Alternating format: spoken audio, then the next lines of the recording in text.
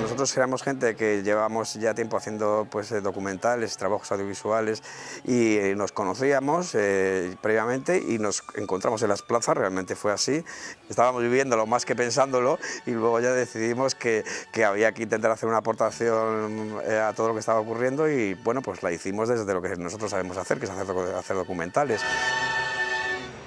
Vamos, nos hemos financiado sin ninguna financiación, o sea, esto también ha sido posible porque mucha gente nos ha ayudado y eso incluye desde cámaras, a coloristas, a gente de sonido, a gente que nos ha cedido archivos, también hay dibujos de un dibujante que captó muy bien un poco la atmósfera que había. La verdad es que beneficios no, yo creo que más bien en todo caso la gente que ha adelantado un poco de dinero que lo recupere. Beneficios la verdad que soy bastante escéptico sobre que se produzcan.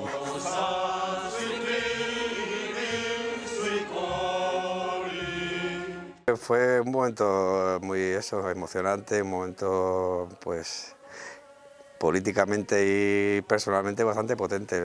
Veníamos de un periodo en el que estaba un ambiente un poco sombrío, ¿no? Parecía que la ciudadanía éramos incapaces un poco de reaccionar y de repente, sin que nadie sepamos todavía muy bien cómo, pues la gente reaccionamos y la verdad que fue un momento muy potente, ¿no?